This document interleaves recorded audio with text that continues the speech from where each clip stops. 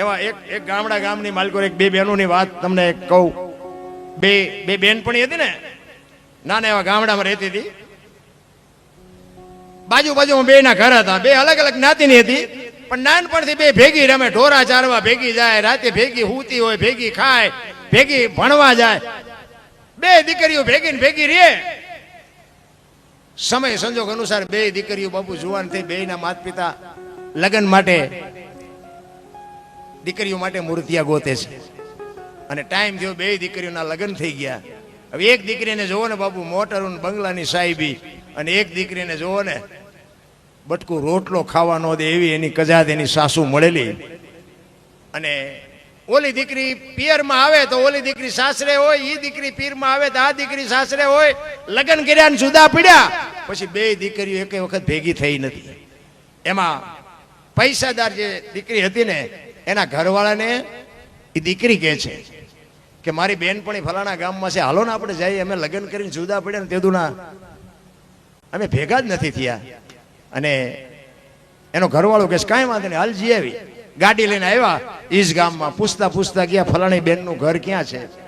અને કોકે કીધું કે હામું ઘર છે ને એ એનું છે.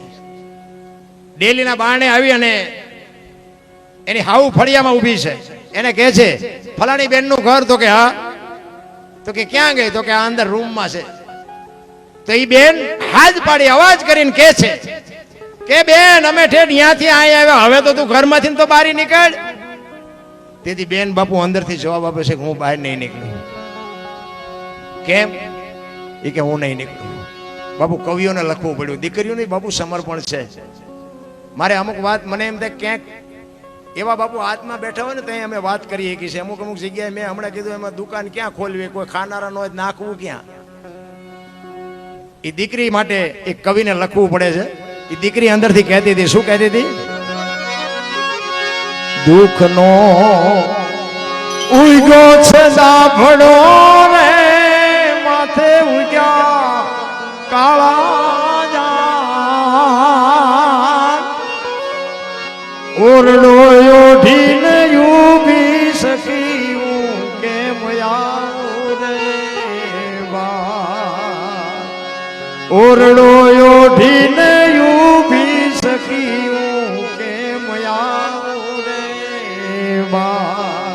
વિચાર તો કરો, એક પહેરવા માટે બાપુ એક લુગડું જો એની માથે ન હોય તેની માથે દુઃખના વાદળ કેવડા છે. અંદર રહી કે છે કે મારી માથે દુઃખ કેવડું છે, હું વાત ગમે એટલી કરીશ તને મગજમાં નહીં બે. તારે મને જોવી હોય તો બારણાની તિરાડ માંથી જોઈ લે, બાકી બહાર હું નહીં આવું.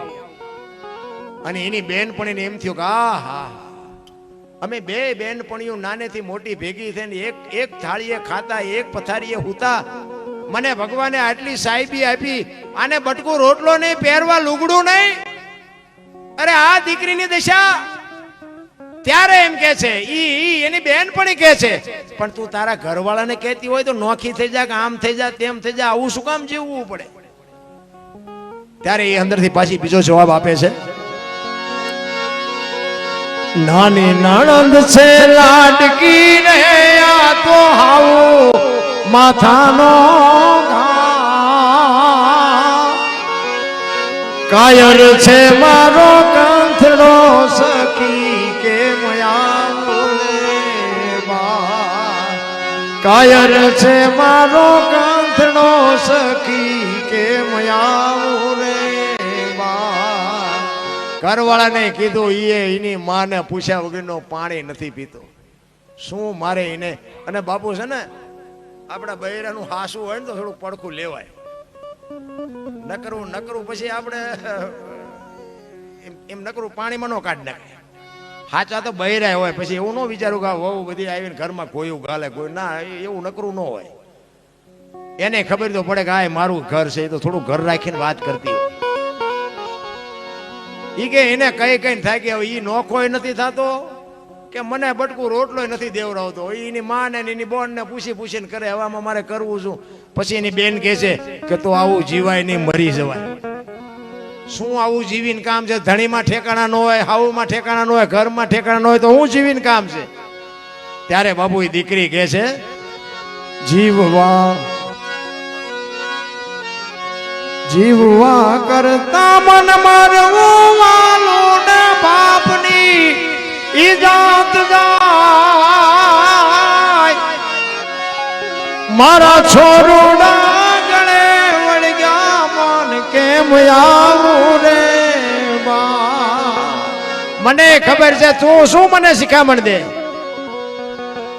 મને ખ્યાલ છે આવું ન જીવાય પણ મારા ફૂલડા જેવા બે બાળકો છે ને ઈ બાળકો હાટું હું જીવી રહી છું ઈ મને મરવા નથી દેતા મને હુકો લુકો રોટલો આપે ને ઈ હું મારા છોકરાને ખવડાવીને દી કાઢું છું મને ખબર છે આવું ન જીવાય પણ મારા છોકરાનું શું થાય બાપુ શું દીકરીઓની માથે દુઃખ પીડાય છે ને શું તમારા દીકરીઓના સમર્પણ શું હોઈ શકે અત્યારે તમે જો એક પાણીના લોટામાં કે ધંધે લગાડી દઉં ધંધે નળિયું નોરવા દોલ્યા ભાઈ બાપા તમારા બાપુજીએ નથી ગોઠવા રવાઈ દો નળિયા બાપુ બાપની આબરૂ ન જવા હાટું થઈને બાપુ ઝેરના ઘૂંટડા પીધા પણ કોઈ દી વાત ન કરી બાપુ દીકરીઓ તો દીકરીઓ છે રામ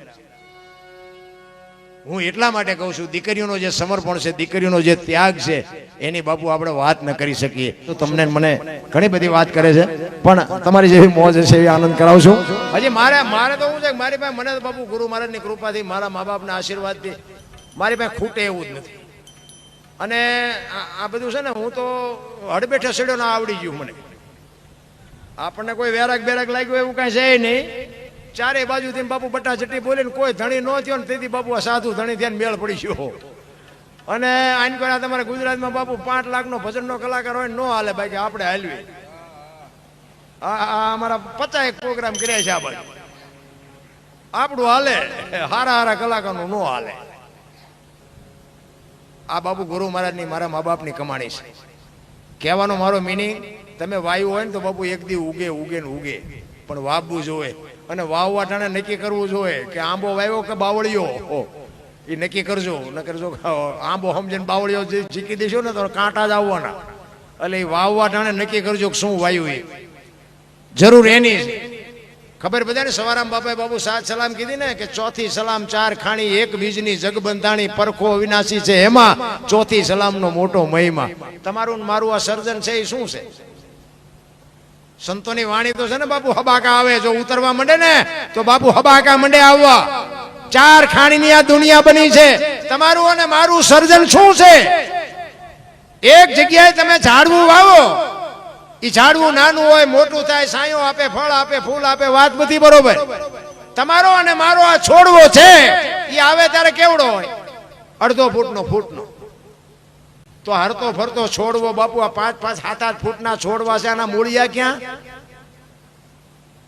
અરે જોવાની જરૂર છે રામ બહાર આટા મારે કાંઈ નથી વળે એવું અત્યારે કોઈનો દેહ દુર્ગંધ નથી મારતો અને એમાંથી બાપુ એવું એક તત્વ નીકળી જાય 2 દીમાં દેહ દુર્ગંધ મારી જાય તો જોવું ન જોઈએ કે દેહ અત્યારે કોણ ઉટકીને સાફસૂફ રાખે છે ન જોવું જો જરૂર એની છે રામ બાકી પાવડરના લાલિયોના લપડા કરવા એટલા કરો બાકી ગંધી ઉઠવાનું સત્ય છે એ આવવાનું એટલે કીધું 5 તત્વનો દેહ છે એટલે કીધું 4 ખાણીની આ દુનિયા બની છે ઓરથી ગર્ભથી ઈંડાથી ને પાણીથી ઓરથી જન્મે ને ઈ ઢોર ગર્ભથી જન્મે માણા ઈંડાથી જન્મે પક્ષી અને ઈયળ મચ્છર માખ પાણીથી જન્મે 4 ખાણીની આ દુનિયા છે બાકી આ જેટલું દેખાય છે ને એ તમે મેં ઊભું કર્યું છે આ જેટલું દેખાય એટલું બધું આપણે ઊભું કર્યું છે બાકી આ જે 4 સૃષ્ટિની જે રચના છે 4 ખાણી જે બનાવી છે એ મહાપુરુષોએ સંશોધન કરીને કર્યું છે કે આ 4 આમાંથી બન્યા